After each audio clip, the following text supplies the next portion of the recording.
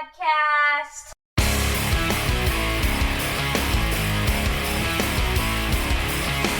Thank you for tuning in to the Intentional Disc Golfer Podcast. We're excited to have you join us on our disc golf journey.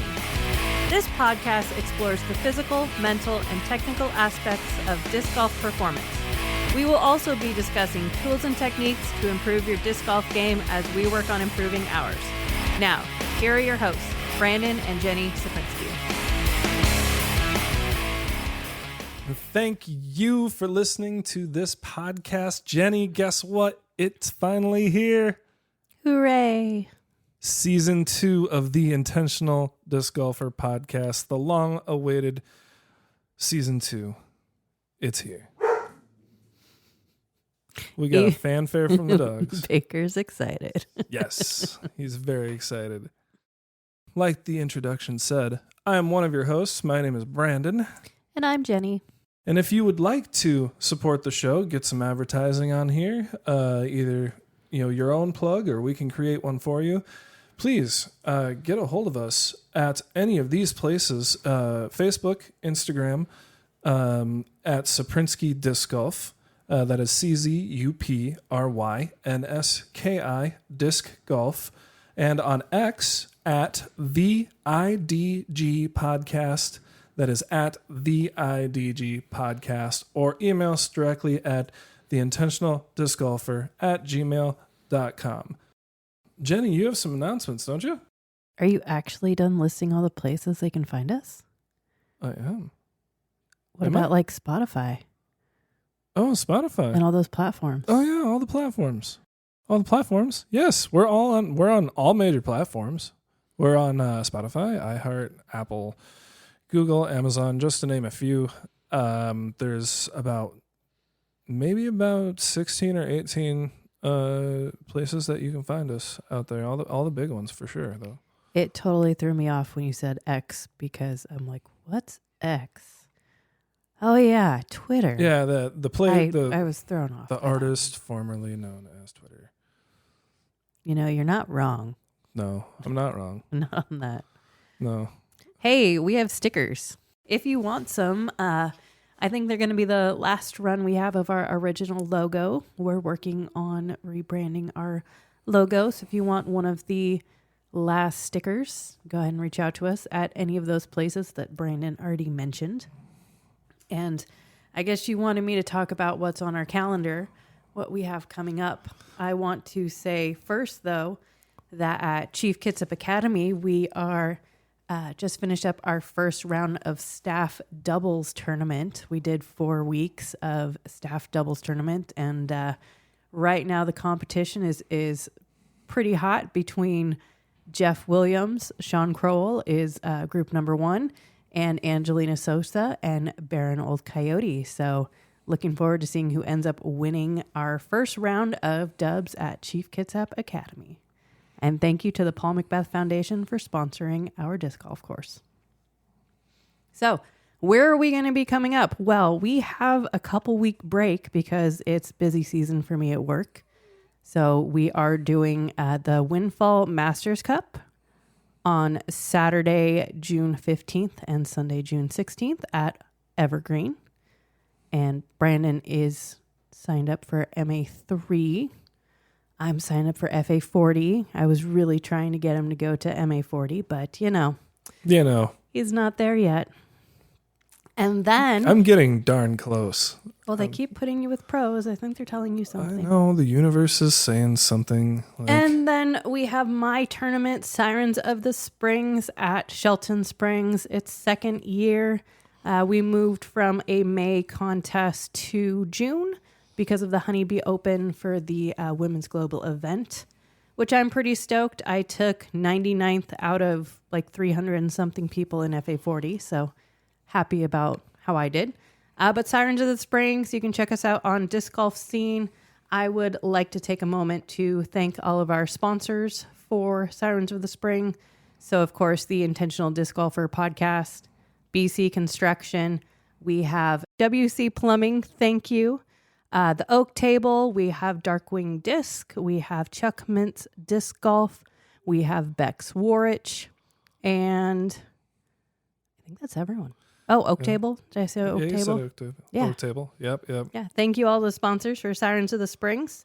And right now we have 34 women signed up for that on Saturday, June 22nd. And we have some super awesome caddy bibs for the Evergreen Women's Series that I am selling.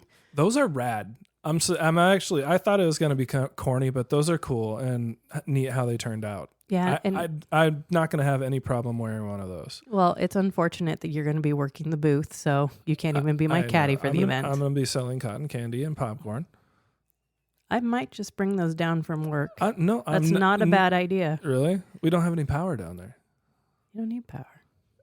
For cotton candy and popcorn? What are they running kerosene? Natural gas, cotton candy? Like, that could be bad. I'm really not sure how that one works. I have a really hard time running the cotton candy machine. But sugar burns too, so that might not be a good thing. All right. And then after Sirens of the Springs.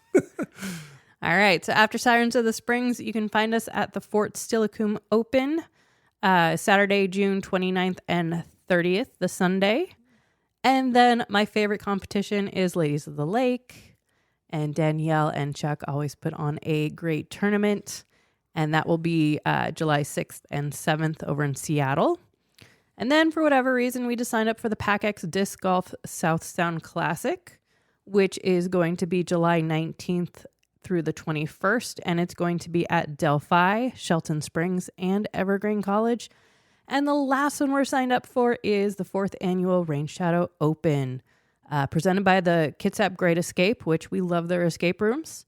And so that is Saturday, July 27th through 28th. Yep, trying to share the love any way we can to the local disc golf community. Come out and see us. We'd love to see you and talk disc golf with you, and hopefully we get to play together or whatnot.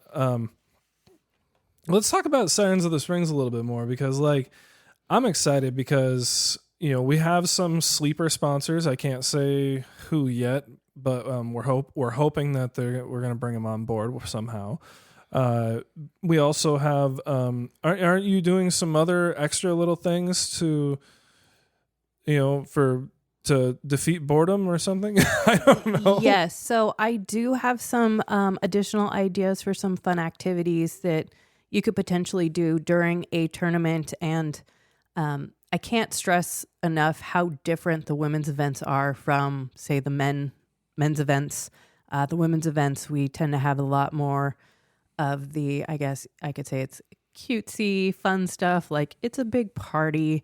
But I'm going to save some of those tips and tricks for our next episode when we actually talk about players packs and running tournaments. So I don't want to give all of my secrets away yet, because the tournament hasn't happened yet. But there are some fun little things that we're doing, and it's always nice to bring the camaraderie together and just keep it fun, because ultimately I know it's stressful sometimes, and I get in my head when I'm playing. It's like, man, I'm not doing well, or someone else is doing better than me. But you know what? It's really about having fun and being there and being out there with like-minded people. So keeping it fun. And, husbands, wives, men, significant others, come out here and come out there and support the women's disc golf thing. Like she said, it's a blast. Men are welcome. Kids can come watch and stuff. It's just a great time. Everybody's happy to be there. And support these ladies, because it means a lot to the sport, and kind of one of the last bastions for women to be able to play. So let's go out and show our love. Yes, we would welcome anyone who wants to come out and check out Shelton Springs that Saturday the 22nd too. I mean, it's not as big as a pro event, but you know what? There's no reason you can't come by, see what we're doing, shout out to the ladies and cheer them on, and they'd probably get a kick out of it. Who cares if it's not a pro event? Like, these ladies are good. I'm not even some of the what you might call the lower divisions. These ladies are good, and if statistically, you look at everything, and they're in the top 5% of disc golfers everywhere, and that's a big deal. They're no joke.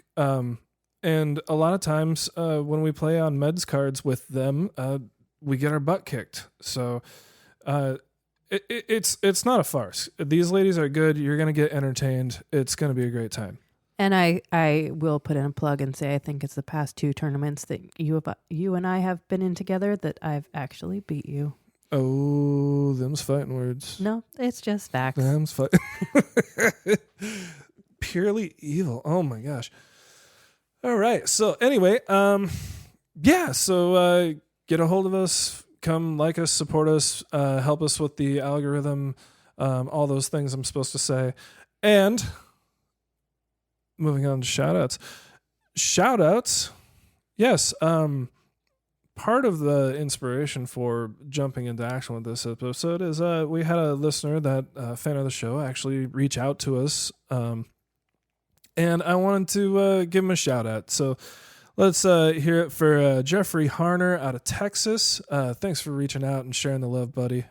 Sometimes we need a little kick in the pants to get going. So...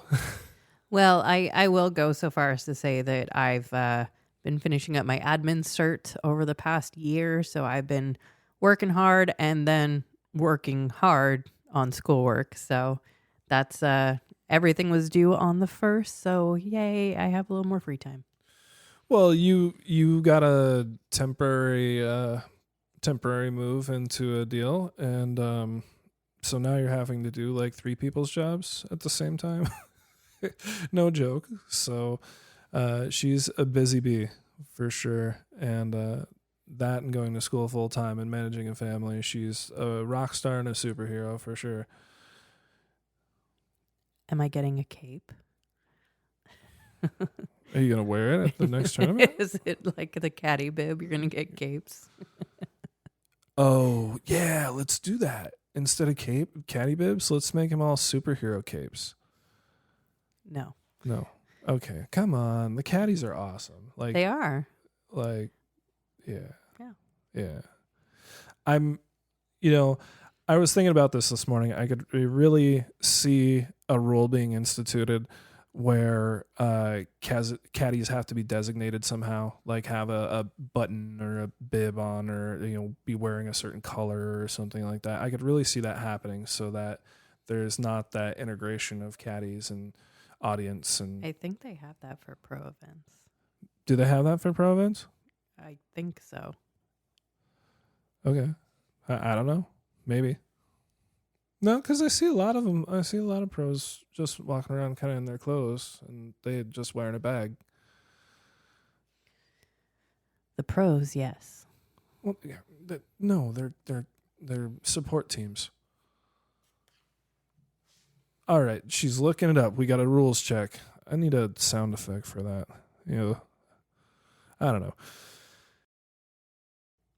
I don't see anything specific about caddies. Nothing specific about caddies. At least not. You have to designate one caddy at a time during the round.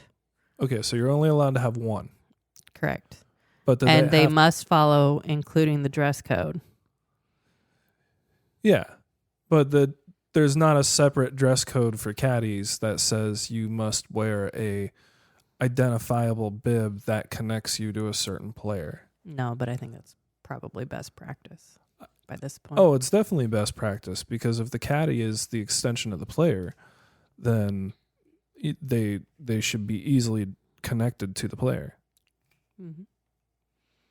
I would think that's just common sense. Yeah, I could see it coming, especially as the sport grows and gets bigger. You're probably not wrong. Yeah, for sure. Especially at the pro level. So, anyway, talking about this episode, talking about caddies. Wow. Off the rails. That's our MO, though. You're right? Right. All right. So, this episode, you get those emails before a tournament. And there's that lengthy, sometimes not lengthy, but attachment of all the neat pictures of the holes. And sometimes they're very descriptive and helpful, and sometimes they're not. And a lot of times a tournament director will provide them for you, or you can ask for them. You may even have to go out there and get them yourselves. But they are worth the effort in getting them. Yes, of course, I am talking about that caddy book. It is a fantastic tool. We're going to discuss on how we use ours and tips and tricks on things that you can do with yours to improve your scores and help you to regain your focus on that day. Maybe if you're not playing so hot, or maybe if you are playing so hot. But, everyone's bound to make a mistake, and that caddy book can save your butt even from making those mistakes. So we'll talk about that coming up right after this. BC Construction Services is dedicated to growing the sport of disc golf. From sponsoring tournaments and events to volunteering with the Paul Macbeth Foundation.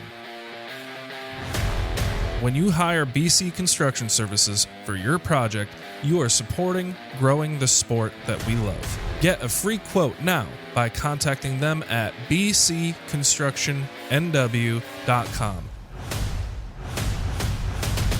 bcconstructionnw.com or at 360-271-3441. That is 271-3441. Serving the greater Kitsap and eastern Jefferson County area. Hi, this is Paul Wright with the Paul Macbeth Foundation. Support the Builders Club and support the intentional disc golfer. And we are back. Thank you for all of our supporters, and our fans out there. We couldn't do this without our fan support. It would be completely pointless. So thank you so much. And so we are talking about caddy books on this episode today. Jenni had this brilliant idea, and I don't know. I'm probably behind the curve on this. And late to the party, but let's talk about it anyway. Jenni had this brilliant idea of printing out her caddy book and making a little flip chart type thing where she could keep notes and different things on it. And we really implemented this in a big way. The first time was at Fort Steilacoom for what was the event? I can't remember. The Femme Fatale event. Oh, the Femme Fatale event. That's right. Another one of the Evergreen Women's Series. That's just a great thing. Not to get sidetracked, but to get sidetracked. The Evergreen Women's Series, run by women, for women, women athletes, women tournament directors. It's just a great cause supporting women's disc golf. So if you're a woman or if you're a man out there and just wants to support women's disc golf, Evergreen Women's Series. So what? You said that like 4 times. Oh, okay. Well, all done with that then. So would like to talk about that experience using the caddy book. I was the caddy. So I was in charge of kind of keeping the notes and different things and some things that we'd do differently. And then Jenni was the player, so she can maybe talk about it from the player's perspective and discuss how it helped her and what it brought to the table for her. So what was your idea when you first thought of this? What was your thought process here? So we ran into Kayla. Hi, Kayla. We talk about you a lot still. We ran into Kayla and Kat at Stilly because I wanted to go out there and do a practice round. And I saw Kayla on her phone. I'm like, what are you doing? She's like, oh, well, I have a spreadsheet of all my discs and notes on when to use them and things like that. So I asked her to share what her spreadsheet looked like with me. And it was really cool to see the way that she thinks and how she organized her discs. So she had a spreadsheet with, here's the disc, here's, all the specs, the manufacturer, the weight, the flight numbers. And then she had notes about when it was the best time to use that disc or what shots they were good for. So I did the same with my discs as I duplicated her spreadsheet and listed my discs that way. And I went out and spent, 2.5 hours with you Well, out in the field. A few hours. Trying to figure out spots that I needed my discs and what they do. So that was on the spreadsheet as well. And then I had gotten into the habit last year of before a tournament laying in bed when I can't sleep and going through trying to make those decisions of what disc am I going to throw, what am I aiming for, and kind of taking the some of the nerves out of playing the tournament because I already have my decisions made. And I know what I want to do and about where I want them to go. So that visualization. And so they have really nice pictures for Fort Steilacoom. And so when we got those from Danielle, I was like, why don't I just actually draw this out on the caddy book where I want my disc to land and really game plan it out. What would it look like for that round? And so that's what really inspired me to actually use the caddy books in that way, is actually going through and coming up with a plan so that when I'm out there, I already know what disc I want to throw and where I aim. And at least that takes the guesswork out of 18 of my shots for a tournament. Yeah, and any chance you can have to simplify the game is a good thing.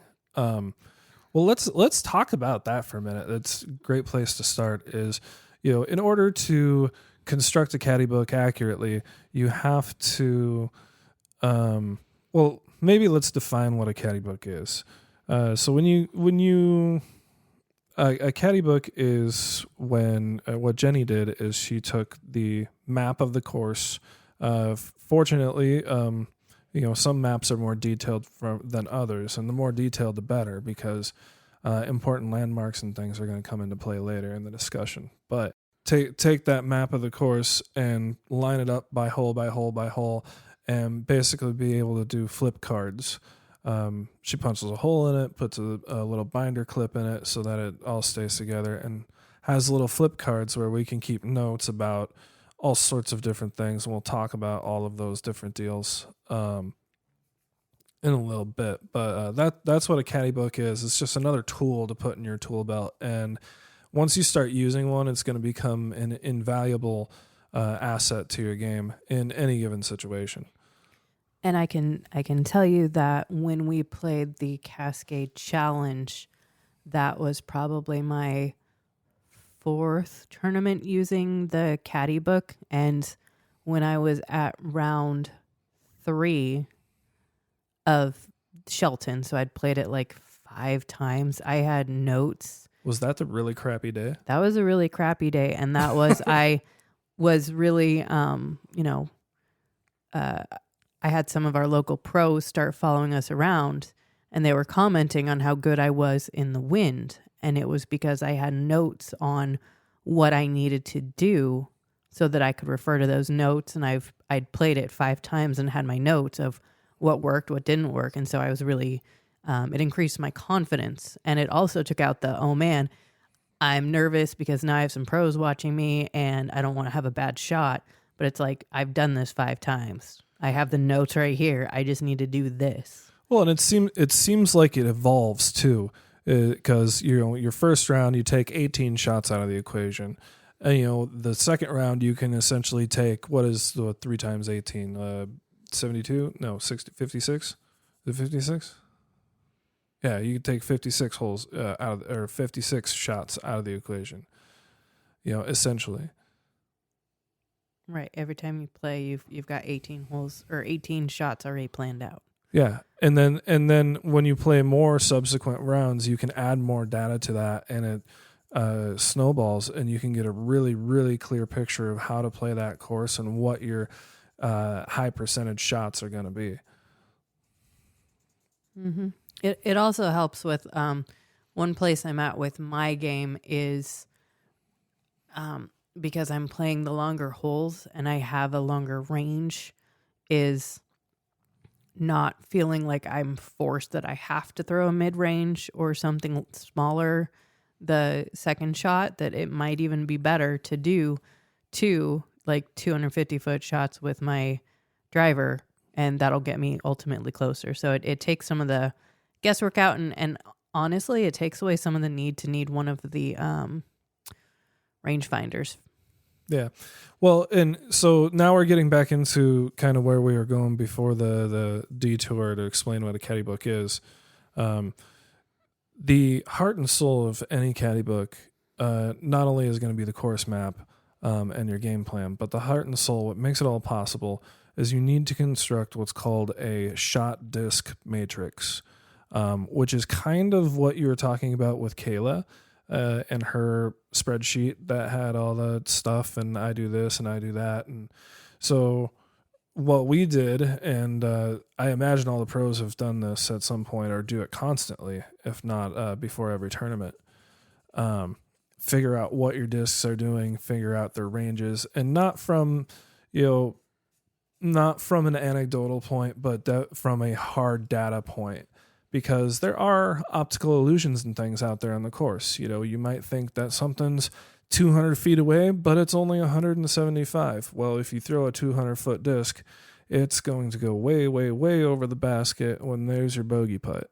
So it's important to go out and construct this thing. So when we went out and did that field exercise, just kind of talk me through it. What did we do?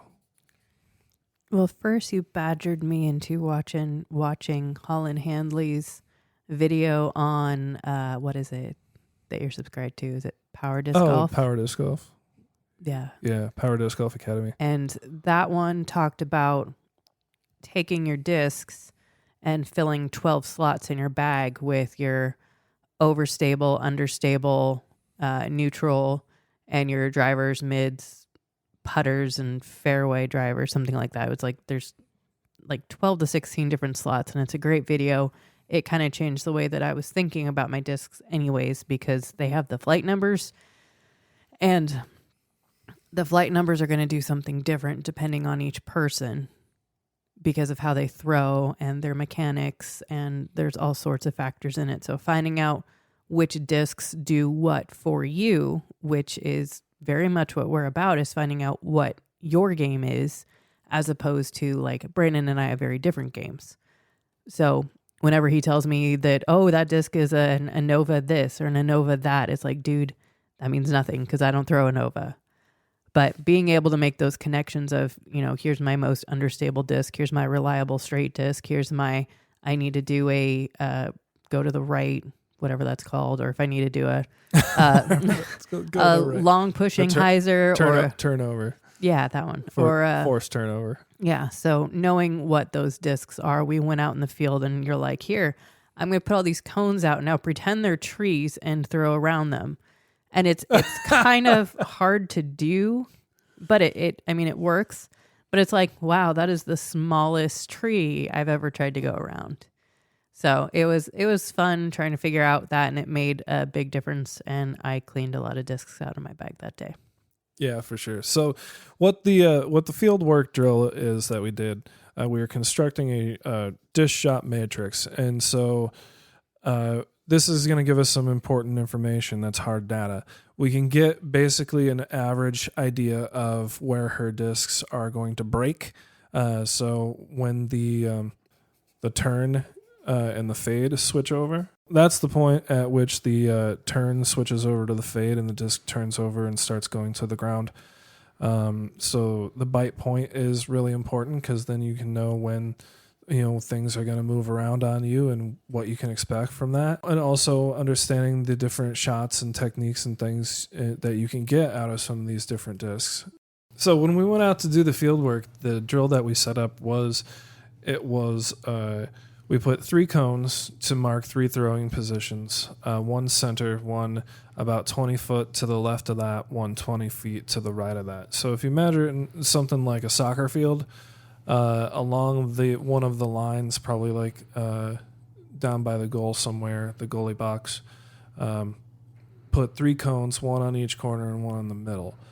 We were in an open field when we did this, but a soccer field is give you a good visual of the different lines and things painted on it. So from the small penalty goalie box is is one center, one cone on the right, one cone on the left corner.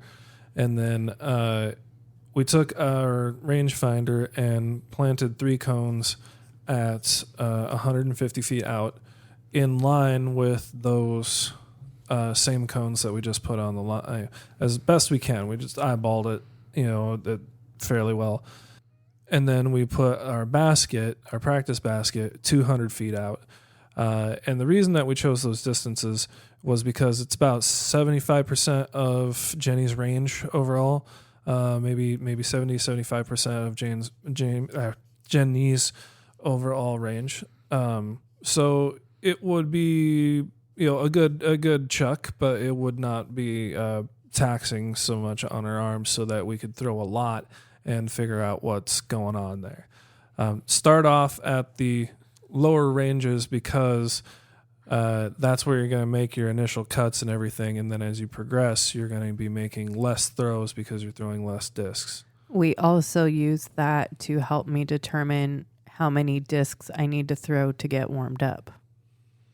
Oh, that's right. We kept a shot count and made sure that or found out about the range where Jenni's feeling warmed up, and so now we throw that many shots before each tournament. So that's another thing that we derived from going out there and actually doing some field work and taking some data. And the more active you are in disc golf, the less time it's going to take you to warm up. So if you play, a round or two a day, it's going to take you less time to get warmed up the next day and the next day and the next day, especially if you fall into a groove. But like Seth Muncy said last year, you can't emphasize enough the importance of a good warm-up. And so we put the basket over at 200 feet out of the center cone, out from the center cone. So the entire setup is, think of like a big 200-foot house-looking shape. Anyway, so what we did is we took a butt ton of discs out there, and Jenni threw some of her favorites and went through some that she was kind of wish listing and seeing if they worked or not. And we went from the center cone and just tried to throw out towards the basket, and then we went around the right side cone and the right side cone or left side cone, and then switched positions and went to like the far right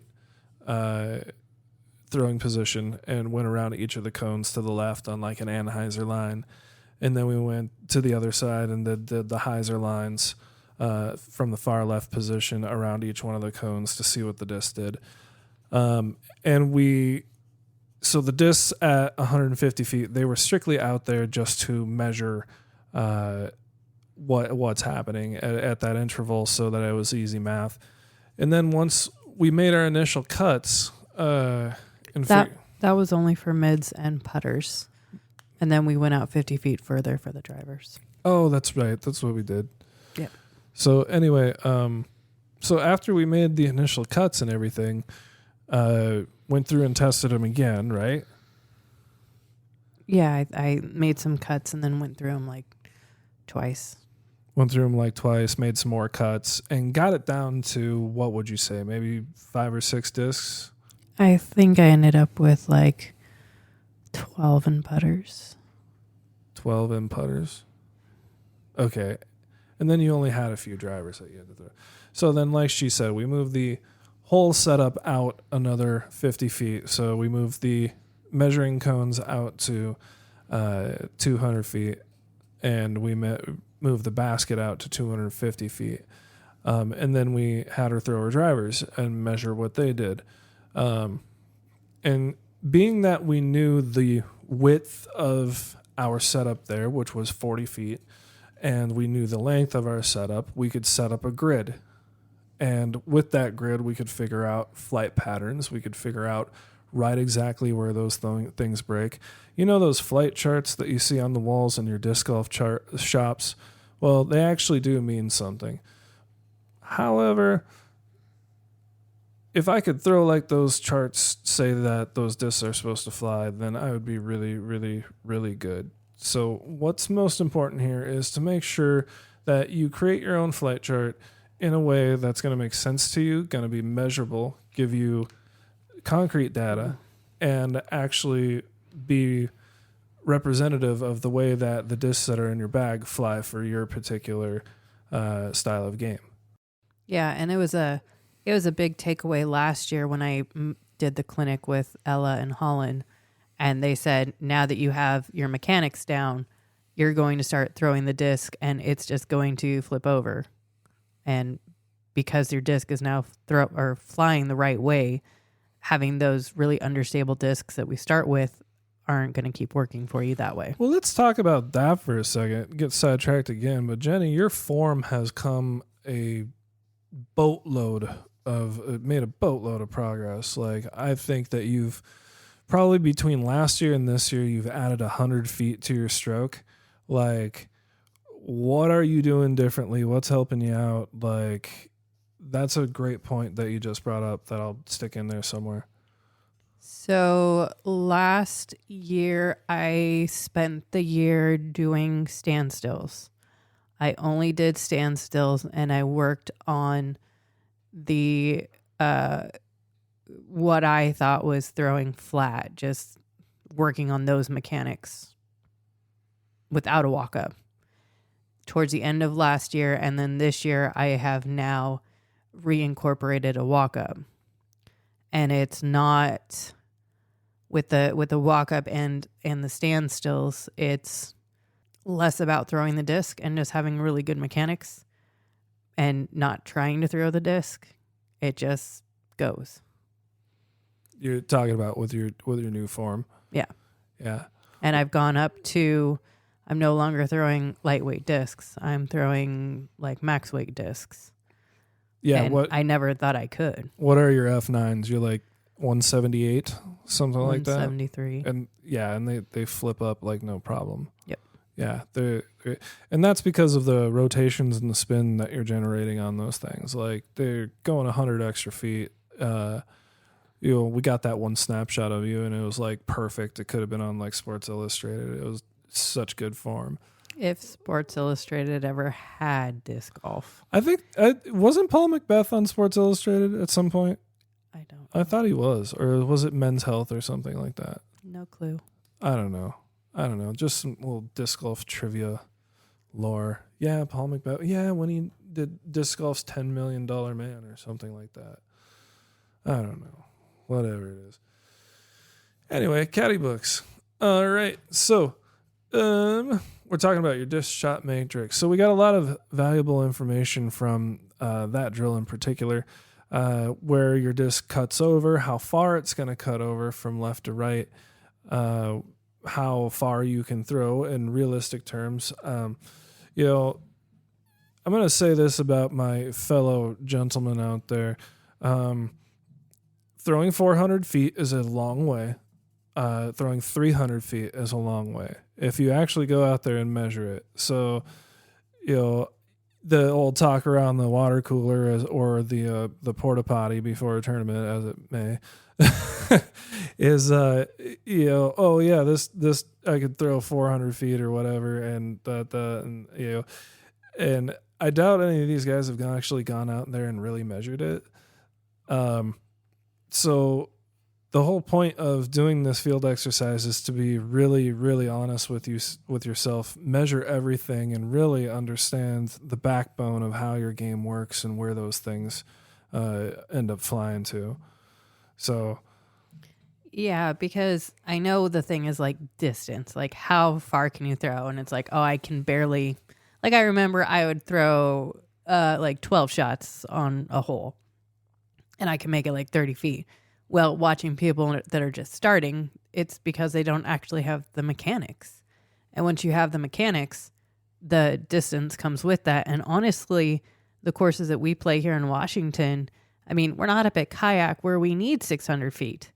Like, there are plenty of shots like Freddie's over here. I don't think anything's above 300.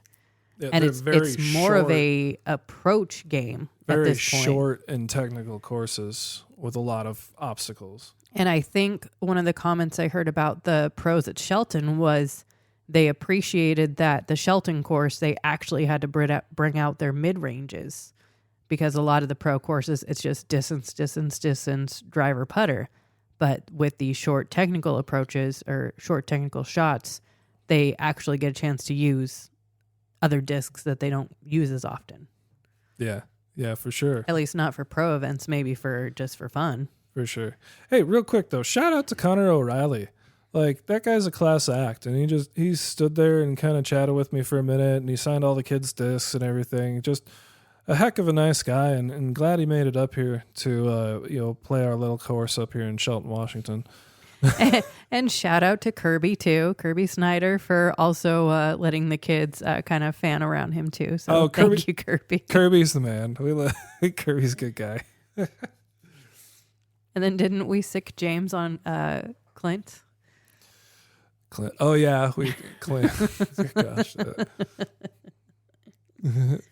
It was so funny because I was walking around with Mariah, and Mariah's like, "Are these are really the guys we see on TV? Like who's that?" Like, I'm like, "Well, that's Chandler Fry, and there's Vino. How you say it? Vino Makala? That's how you say it? Yeah, Vino. And who else is on that ticket? I know, but the big one, Nico and and I was like, hey, Mariah, there's Nicholas Ansela. I'm like, you've seen him on TV, right? He's been on coverage a lot. And she's like, I don't know. I don't know. Like, oh. And then like she finally got a good look at him, and it was like, oh, they look different in real life. Right? Yeah. yeah. But shout out to those guys, and thanks for everybody that made the trip up to Shelton to play the Q series up there in Shelton. That was a blast. So, anywho, yeah, back to caddy books. We keep getting bouncing all over the place. It is a true intentional disc golfer podcast. We are just off the rails. So yeah, the disc shot matrix. This is your flight chart that you make yourself, and it needs to be honest about how the discs fly for you, because everybody's different. Everybody's arm speed is different, and one thing that we've learned from this in this fieldwork drill is some of the ideals that we think that in a perfect world this is how this would work, is that you would have some form of this right before each tournament, or at least the important ones, where you could go through each one of your discs and you knew how those discs were flying under that elevation, under those weather conditions, the heat, the humidity, all that kind of good stuff, and really kind of get it dialed in for which area. If you're a traveling disc golfer, if you're a weekend warrior like us, like you can skip a few or whatever, maybe recalibrate mid-season. But the key to this is that the more data you collect, the more dialed in your game is going to be, and the more information you're going to have. And information is never a bad thing. There's such thing as bad information, but never information being a bad thing.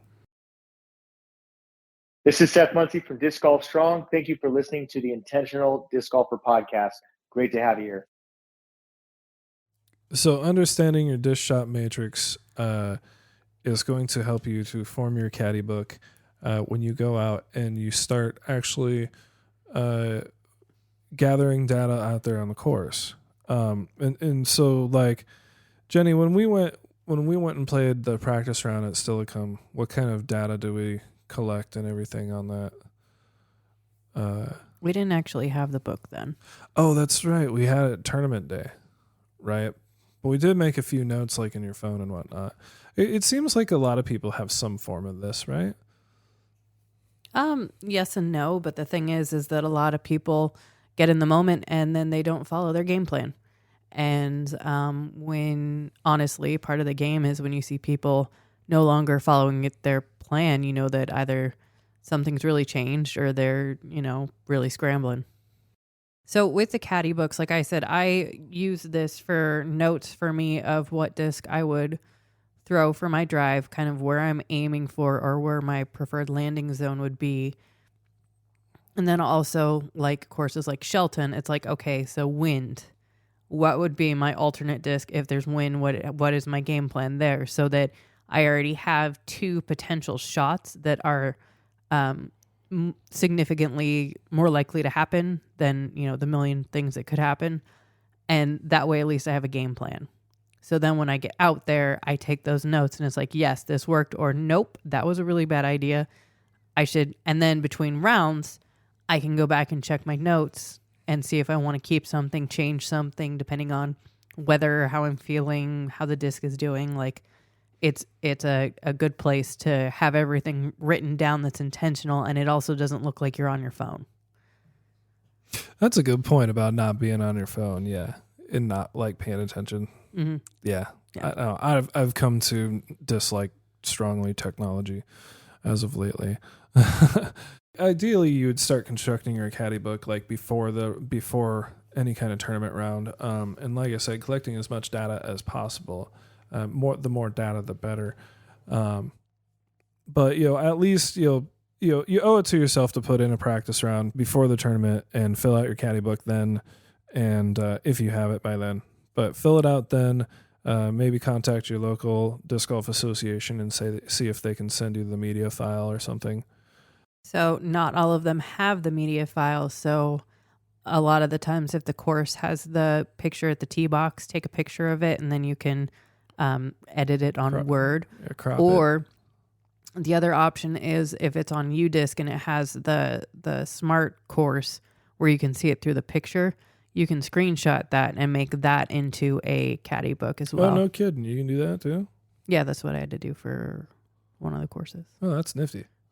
Yeah. That's a cool trick. Yeah, and so you owe it to yourself to go out and play a practice round. I mean, if you're weekend warriors like us, you can make it to pretty much any of the courses that you're playing, in half a day or whatever, and be able to play it real quick and be home for dinner. But that'll give you the chance to at least like experiment with some of your ideas and get some feedback on that, so you're very clear on tournament day. If you can't do that, I mean, show up early for your tournament and walk the course. And I even suggest walking the course backwards. Start at 18's basket and walk backwards through the course. And it'll be interesting to see. There'll be different gaps, different lines that you can see, and figure out your shots from there. And then stand on the tee pad and shoot some distances with a rangefinder. To important landmarks, like say there's a big tree right in the middle of the fairway about 150 feet out. Well, actually stand on the edge of the tee box and shoot it with your rangefinder, and come to find out, oh, well, that tree is actually maybe 200 feet out, and it just looks closer because it's very, very narrow and takes up a lot of space. And so that would be important, because you could take that data, put it against your disc shot matrix, and select a disc that, oh, well, you know what? I need a disc that's not going to break until like 250 feet, because that's where the corner of the fairway is. And so all of that information can be put into a decision-making process to take, multiple shots off of your game. Well, and then if you don't have time to, say, run the course, or you're worried about running it blind, it's once you have your game down to kind of more of a mathematical equation, where it's, this disc does this at this distance, you can kind of go through a caddy book or a picture of the course and be fairly confident in planning out your game in the way that it's going to work through. Yeah, and like that's a great point. A lot of the local pros, and even some of the tour pros that we've talked to, are, reduce your game down to the simplest factors. Take as much guesswork out of it as completely possible. And maybe, if you have the opportunity, boil it down to that one thing that you can control, whether it be your form, whether it be your line, whether it be your disc selection. It can be a ton of different things. So, the sky's the limit. But, simplify is a good tip that I've been getting from a lot of the pros and higher and stuff. It's also something I've been trying to get you to do for a while as well. But you know what? I'm married, so I can't ever admit that you got me on something. Okay. I already married you. It's husband law. Well, to all the fans out there that actually like my advice, certainly let Brandon know that it might be worth listening to me. Oh, is this going on the blooper reel? All right. No, that's Oh, yeah.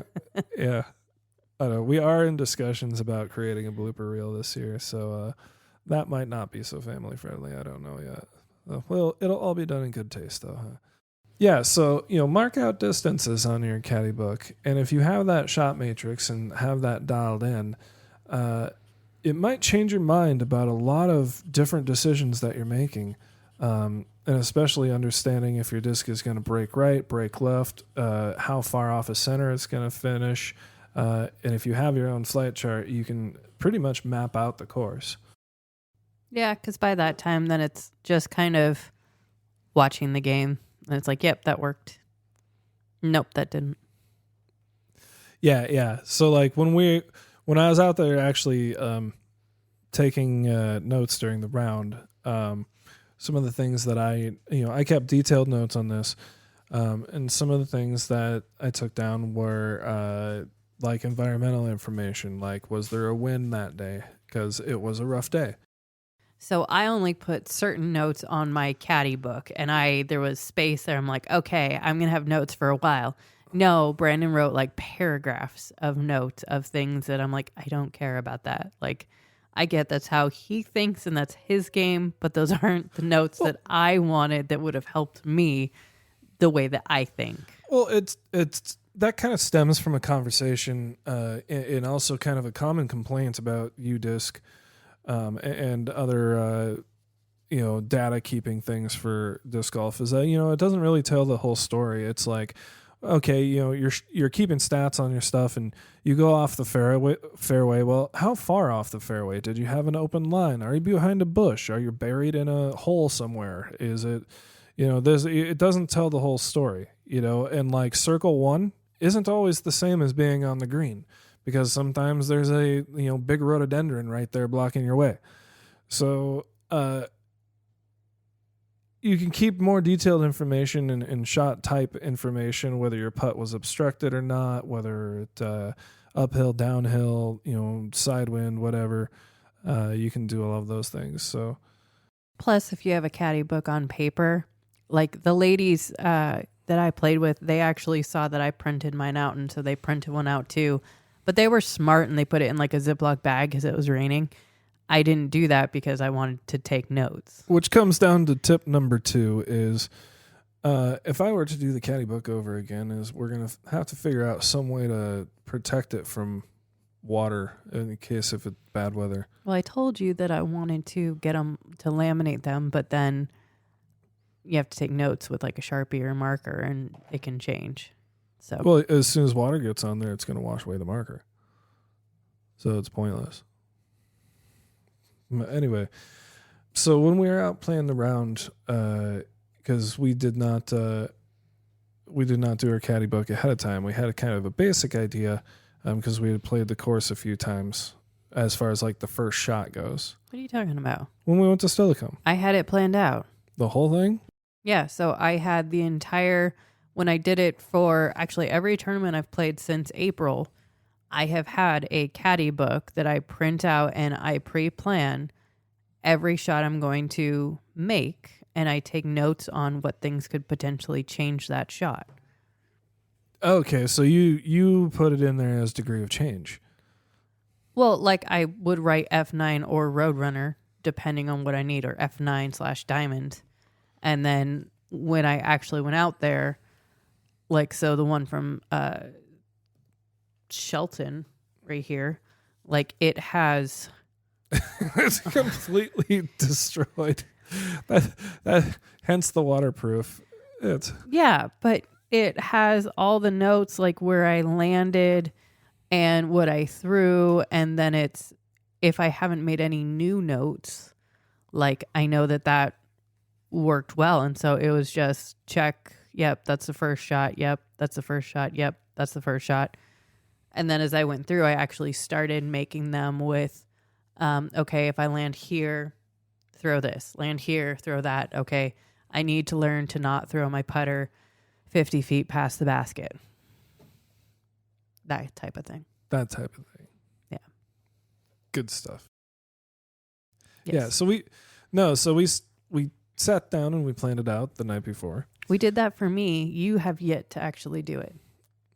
Well, it's when you play a course so much, you do some form of this anyway inside your brain, because you say Nad Park.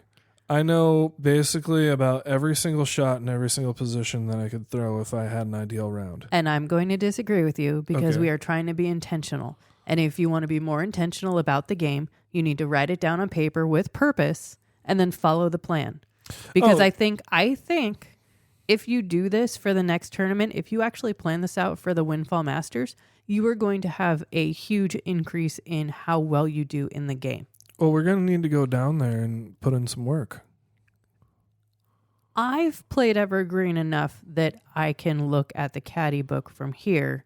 I mean, we just played it, was it last weekend? Yeah, there's a few holes that I'm still not 100% on. Well, I'm not saying no. I am saying that, however, you should be able to still plan it out from I can get a book. pretty good idea, for sure. But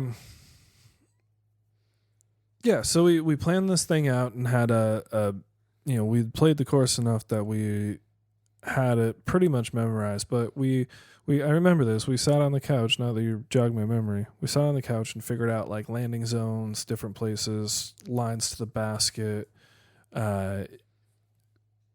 We even marked out important distances. Or no, that was the next day. And we got a fairly detailed idea of what the game plan is going in the next day. And Jenni, did you find yourself throwing some different disc selections than you maybe would have normally thrown?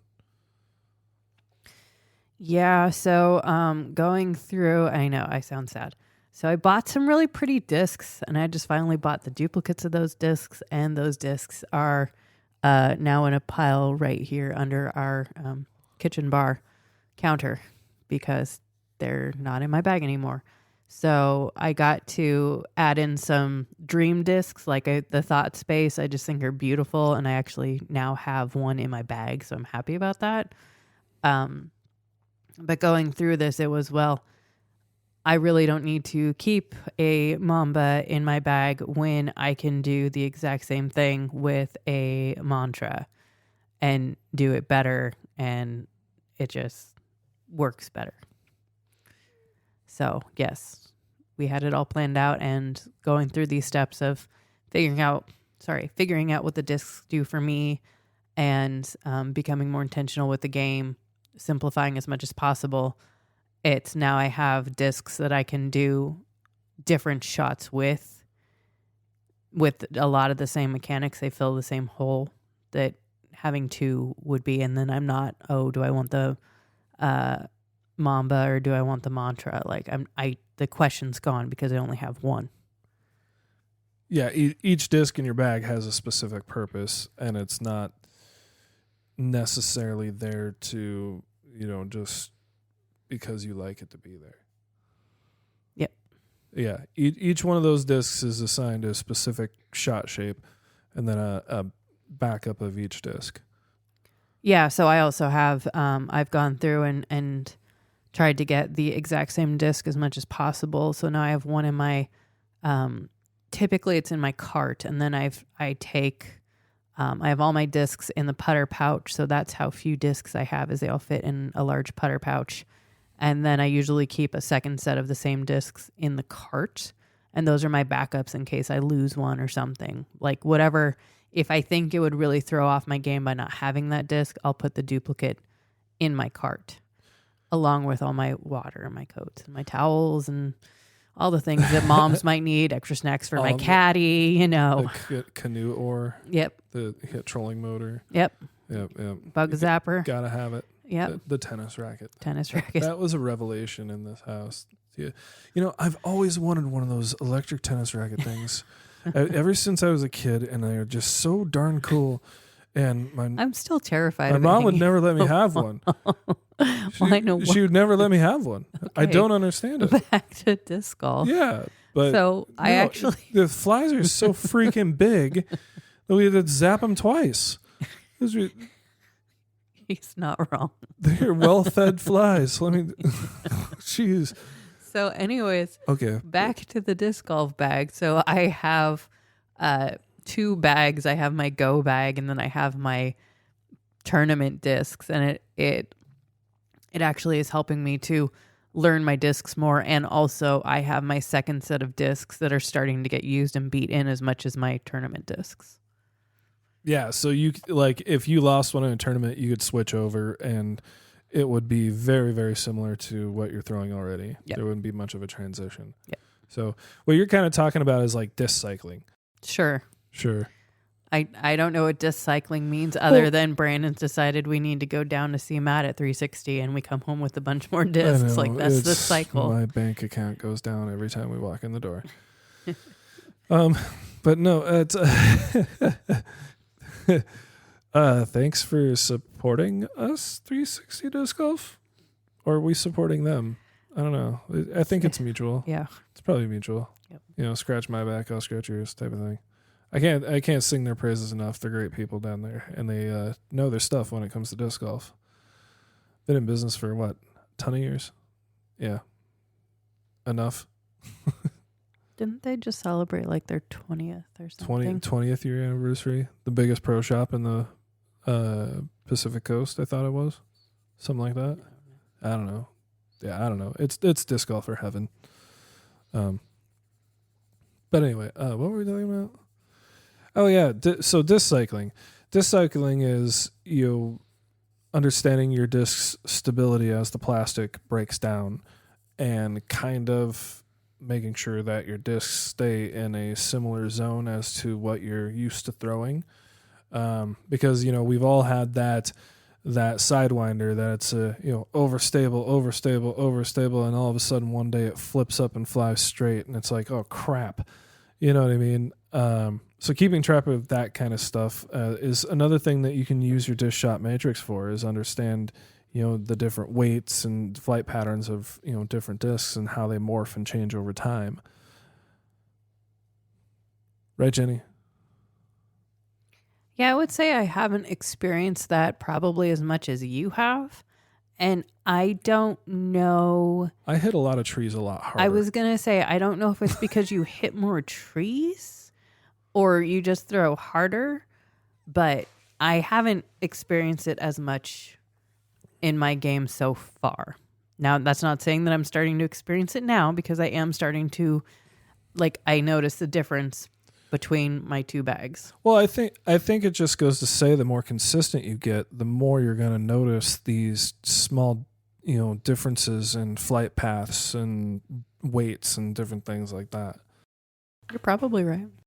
Yeah, you know, the more you hone in on the bullseye, the more, you know, the more stuff there is going to be around you. All right, so back to caddy books. Back to caddy books. Brandon, if you actually were to set up your caddy book, all right, what information do you think you should have in there? Well, I'll go off of your caddy book because you have a blank one right there. Well, I know I have a blank one right there, but I'll go off of like what I did with your caddy book. Is Well, hold on before you go there. I do want to know if the stuff you put in my caddy book is actually the stuff you would want in yours. Yes. Okay. Yes. What I would want in my caddy book is I want hard data. I want things, you know, I want to know wind speeds. I want to know if there's a big downhill, you know, what is it? Is it about, you know, guesstimate? Is it 50 feet, 30 feet, 20 feet, whatever? Is it 5 feet? You know, is your putt uphill? Is your putt downhill? Did I already say wind speeds? I already said wind speeds. You know, if you disc selection. So what I'll do is I'll put a little number 1 on the side. Well, first of all, let's walk through this. Well, I'll go from the standpoint of like when I was caddying for you. I don't always caddy for Jenny, so you know, maybe she doesn't always have time to keep the notes that I would keep. And it's also differences in just note taking and stuff. But no, I like to keep data points, things that I can measure, because those are things that I can interpret and duplicate in certain situations. I try to be very scientific about it and make it into quite literally a math problem, like what you're saying. And so I try to take down as many data points as possible. And being that I had the luxury to do this for you in round, what am I trying to say here? You're talking about data points. And let me tell you that when I was the scorekeeper last year at the Cascade Challenge, the player who was the most about their stats was Niklas. He was all about his stats. He would come over and talk to me and make sure that I put things into UDisc at the time, the way that he saw it too. And so it was, as a math teacher, I truly enjoyed hearing how much he cared about his stats and his data points. So you're saying that it's important to quantify as many things as possible so that you can take out any possible variables when you're looking at the way your game plays. So talk about your data points. Thank you, Jenny. Some of the things, so take, for example, Fort Stillicum. If, a lot of you are probably not familiar with it, but right off the tee box, it's kind of a slow pushing turnover shot off to the right if you're a right-hand backhand player. And there's a big downhill, probably, I would say, 20, 25 feet downhill right in front of the tee pad. And the basket is also down there, too. So I would take all of those notes into consideration. What I would do is I would, write the, decline of the shot, when we're covering that. So off the tee box, it would be, of course, shot one is when we'd have to deal with that. So shot one, I put a little one next to the, shot, and I'd take some notes of, what was my wind like? What were the conditions like? Maybe, if I had a strong wind, I'll put, wind, 10 to 15 miles an hour from right to left or left to right, headwind, tailwind, whatever it may be. And then I make note of which disc I used or was being used. Not me, it was Jenny. Jenny was playing. But make note of what disc was used and what it did and the conditions at the time. I make a general note of what the temperature was outside because, discs fly different in different temperatures. If you're one of those places in the United States or the world that, experiences the four seasons like we do, in winter, discs don't fly quite as far as they do in the summertime when it's nice and like 80 degrees outside. So knowing the temperature is important information to have. But I just say that for basically the day. So what you're talking about is you're talking about the things that you would add as being the caddy and not the person playing. If you're filling out your caddy book while you're playing, you also need to remember pace of play. So you're not able to necessarily get as many notes as what Brandon's talking about. Yeah. So a lot of times for me, though, I wanted to add that I did some smiley faces, like some frowny faces, and I also think it helped to play into my game of I was able to express my frustration right then and there or my excitement and then move on. Oh, that's a good point. To help with the mental game? Yeah. For sure. Yeah, so so whatever kind of environmental data you have, but the you're talking a bit about the mental game, and so I know that's like there was a couple shots like maybe you like hit the first available tree, just for example, because that happens a lot here in Washington, no matter who you are.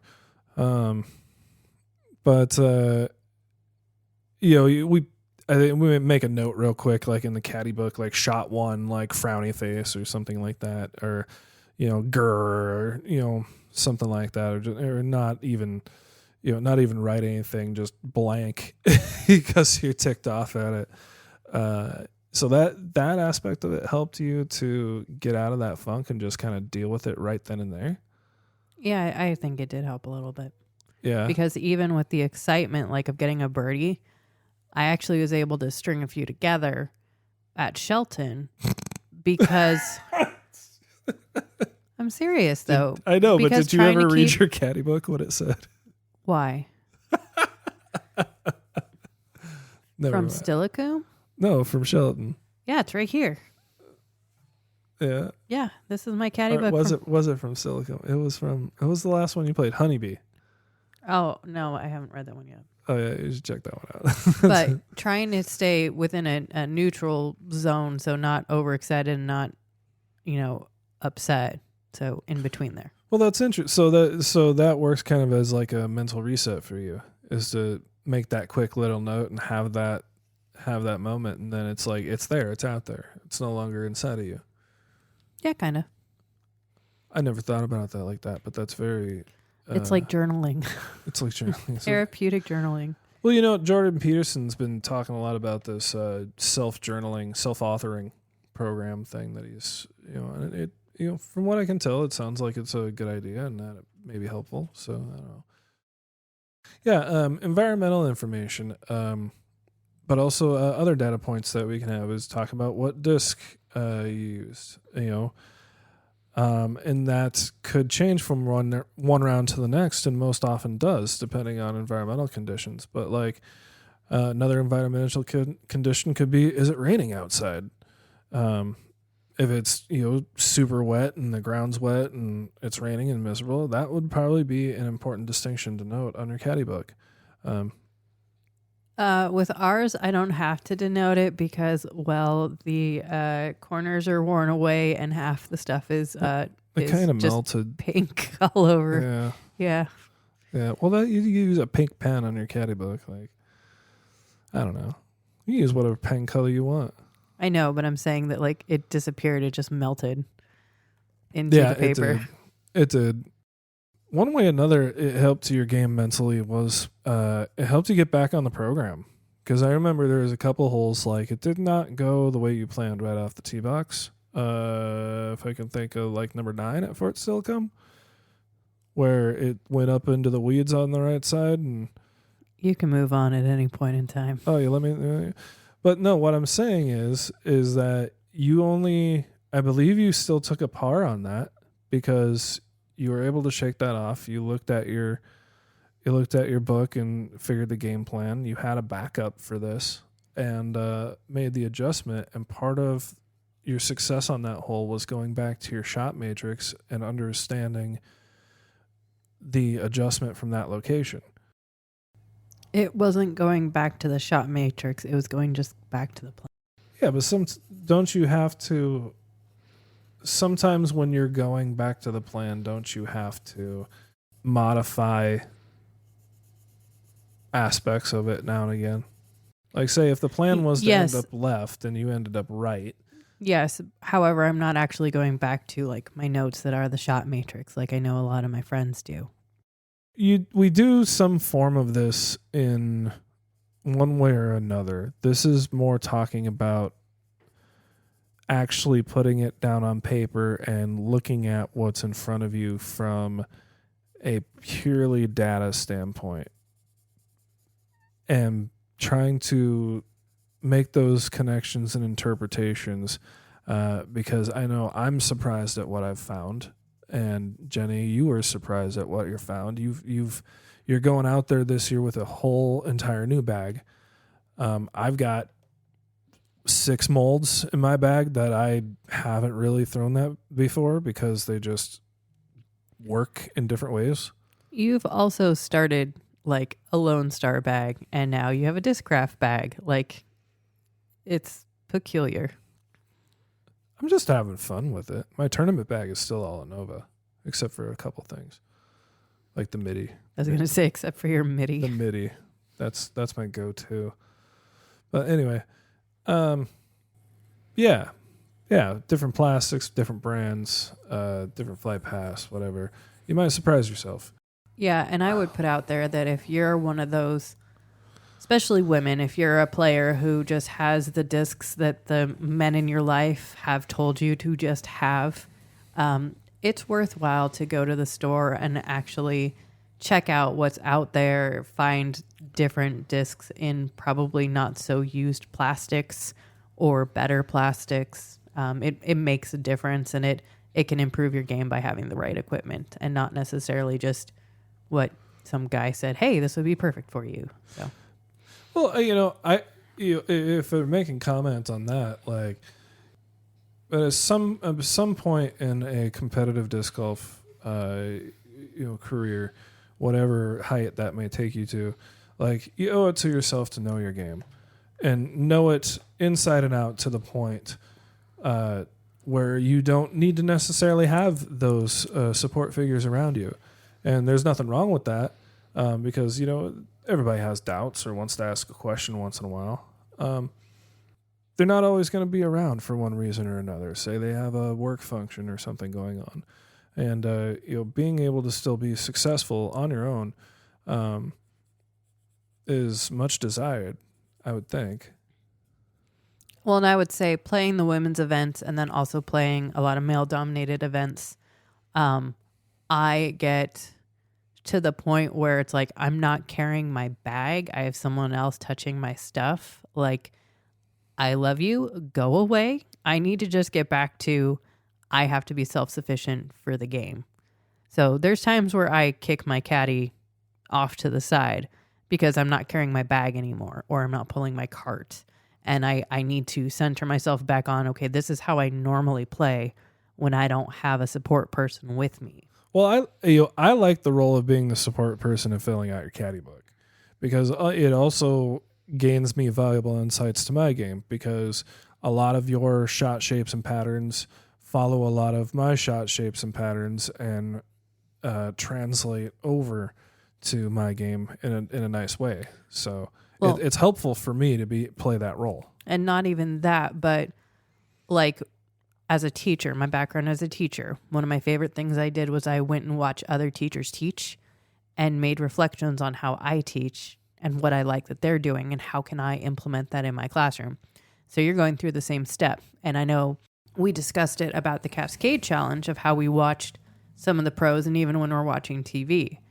It's getting us to think about what we do and seeing what they do well and what they don't do well and reflecting on our own practices. And that's why we created this entire podcast in the first place.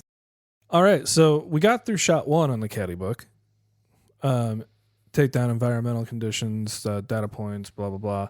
All right. So shot number 2, I'll do the same thing. So I'll put a little 2 in a parenthesis on my caddy book and I'll take a note and I'll say, okay, this is the disc that Jenni threw. Let's say that she's throwing a Latitude Brave, her new favorite disc. She loves it. I'm so happy for her. But anyway, what? I wouldn't throw that for a second shot. It would be either my Soul, my Rolo. Are you talking about hole number 1 still? Yeah. Okay. Yeah, it would be your Soul or your Rolo. Or my Tersus. Or your Tersus. Or my Deputy. Yeah, one of those. Whatever that second disc is, I'd make a note of that. And I would take a range and figure, just a guesstimate of how far we are away from the basket. Another reason to use the rangefinder is that your estimating abilities become more and more accurate because you understand what you're seeing.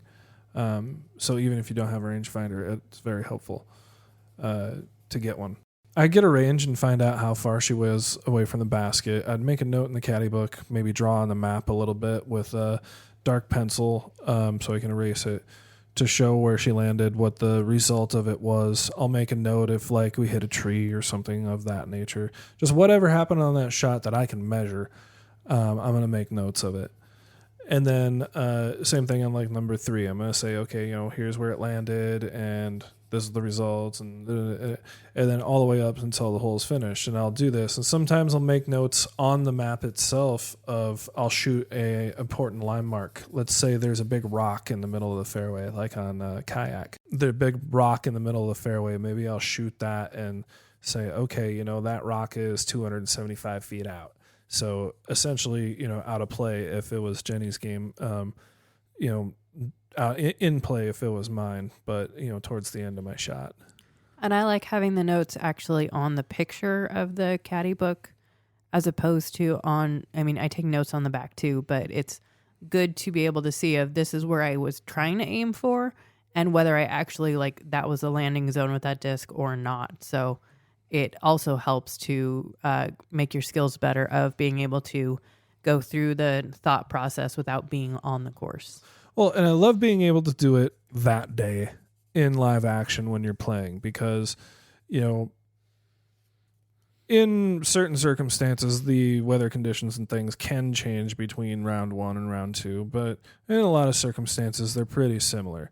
Maybe within a few degrees, maybe it's dry, maybe it's wet, who knows, but let's just assume data and information you can take from the tournament day of having somebody walk around do this for you, a husband, a wife, whatever. Hopefully it's somebody with good handwriting. Not in this case, though. And then you can find out how you're playing that day. And so one of the things that we did is during our lunch break, we went through that caddy book and had a pretty good discussion about what changes we could make. And, looking at how the weather conditions were affecting disc choices and layouts and things like that. So, Jenni, do you remember like what all we talked about? And like, I know we made some changes. What kinds of things do we look at? And So I know you keep going back to the first one, but for me, the biggest change was being at Shelton, and it started getting windy. And that's I a good had example to for know how to throw in the wind. And like I said at the beginning of this, I had some pros, our local pros, comment on how well I was doing using the wind to my advantage, because I had this little cheat sheet that you gave me like right before the round, because I couldn't remember like what I had to use for what disc in what scenarios. Yeah. So it made it was a testament to you knowing how to do that. And then it helped me to be really successful that round. Yeah. And so you had that backup plan, and ultimately that backup plan paid off. It saved you some strokes, and you ended up doing pretty well at that tournament, didn't you? Yeah, I took second. Well, you went from what, FA3? You were FA3. Yeah, so last year... Jumping up to FA40? Yeah, last year I did FA3, and since I'll be 40 in 8 days. 8 days, so I got to jump up to FA40 this year, and I decided to, instead of trying to do the FA2 or one, to just jump up to FA40 and, take a risk and play with better players. Because we have a group chat for a lot of the ladies that I tend to play with at the tournaments a lot. And we discuss, what division are you going to do at the end of last year? And they're like, well, move up, try and play with better players to get better. Or some people are working on their confidence or working on some other things. So they decided not to move up divisions or, choices. So I bumped up to FA40, and I've done it for pretty much every event, unless there's one where I really want to play with someone. Well, you've improved each event also. I've been playing above my rating. Well, which is nice. Your first go about in FA40 didn't go so well, but now we're kind of approaching the early of the mid-season grind. You are in top form and are playing extremely well. A lot of fun to watch. Thank you. So yeah, caddy books. So I do remember we made some changes in between rounds or whatnot to your bag, or not to your bag, but to your game plan. And you shot. How many strokes lower did you shoot the second time around? I don't know. Are you talking about Steilacoom? Yeah, I think it wasn't 4 or something like that. I don't think it was significant. I'd have to look. I don't know. But it definitely paid off in Shelton, where Shelton is it's a big wide open course. So there's some trees and stuff when you get into the woods sections, but also Shelton is known for the wind, because it comes ripping up the Hood Canal there and goes up the hill. And so, big wide open field, but it's going to be windy. So good luck. Have fun. Oh, round 2, I went from a 81 the first round at Steilacoom to a 74. So what? That was an improvement of 6 shots. 7 shots. So Yep. that was an improvement of 7 shots.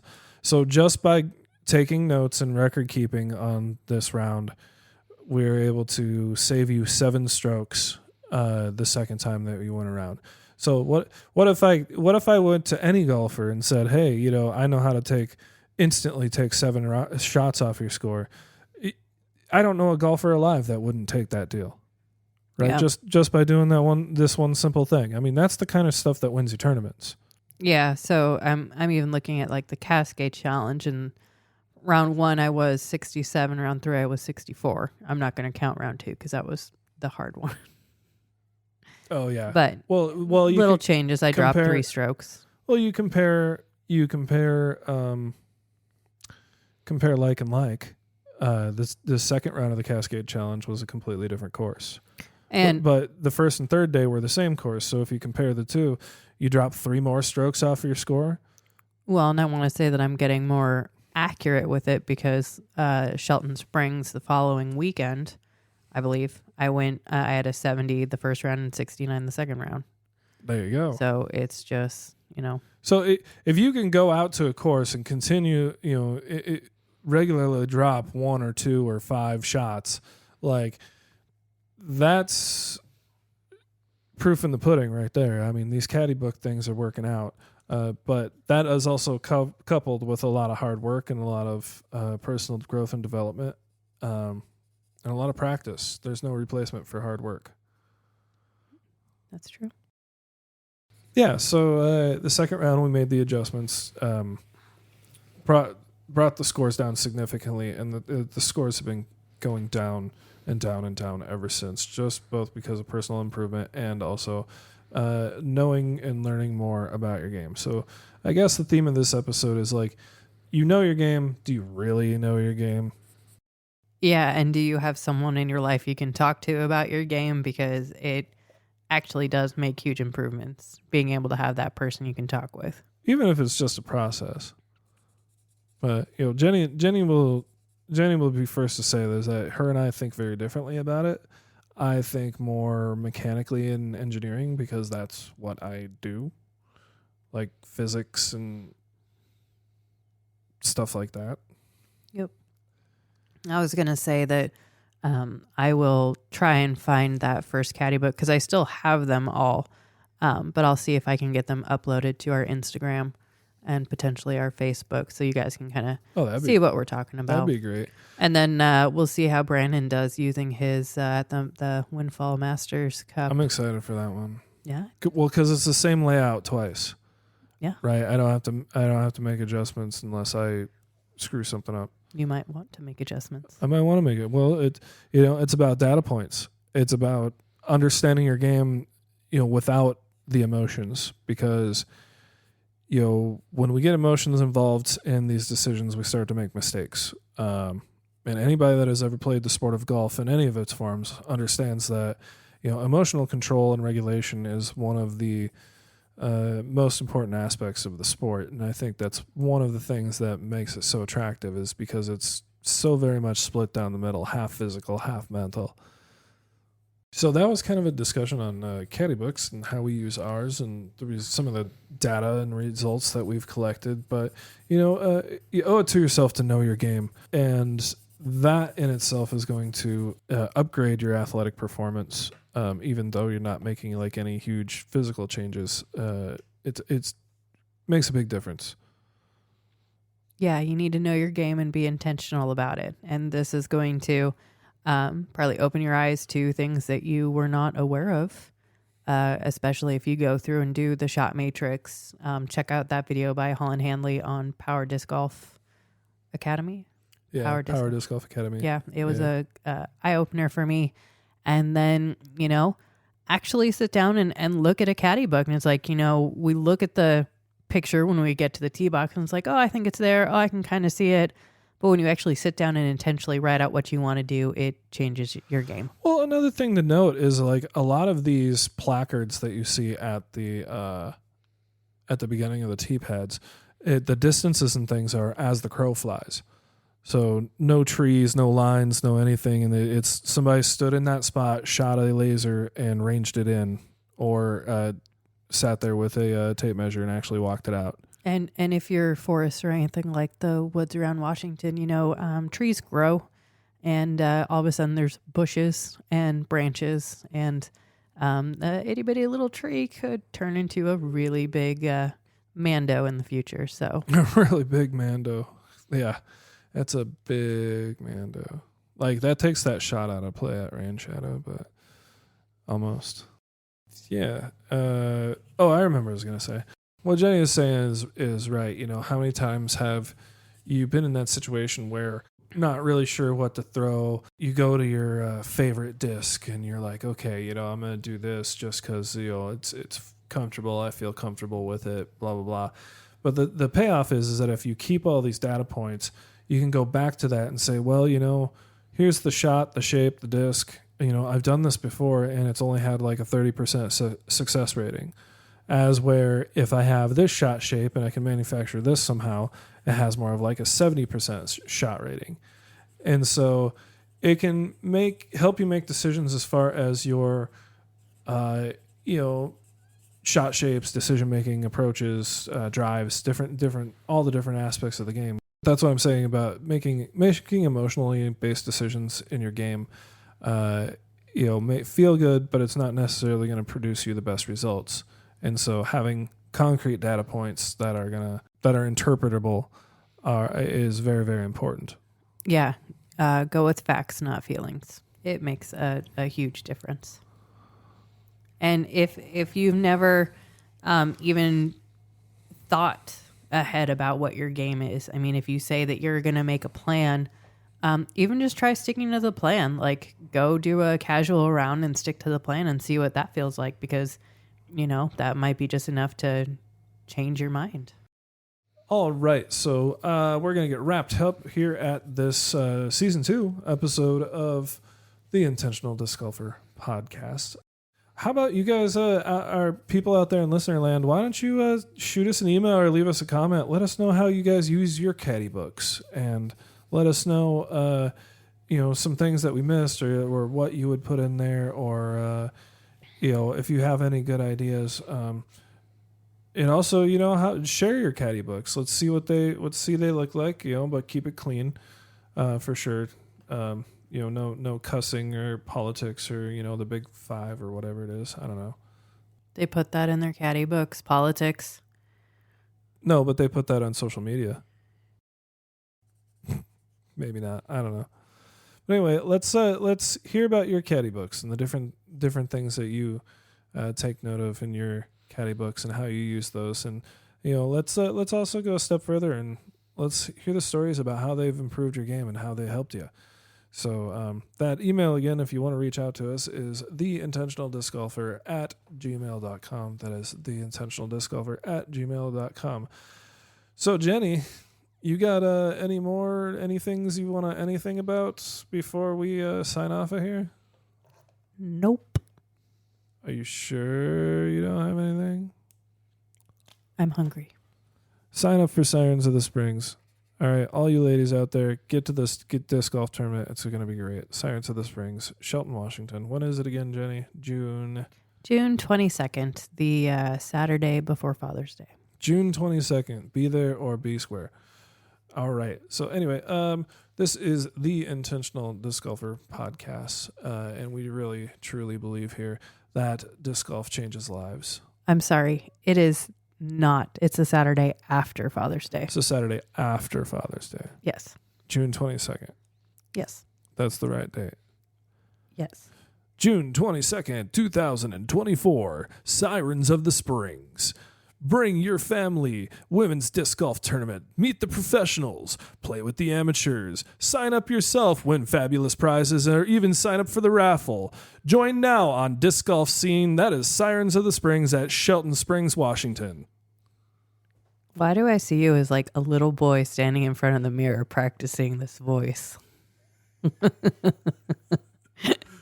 Get down. Don't make fun of my voice. Why are you doing this? Anyway. So you're crying. All right. So anyway, back to the story here. Thank you guys for listening to the Intentional Disc Golfer podcast. We truly here, we do believe that disc golf does change lives. So go out there and grow the sport. Thank you guys. This is Eric Oakley, and thank you so much for listening to the Intentional Disc Golfer podcast. Go out there and grow the sport.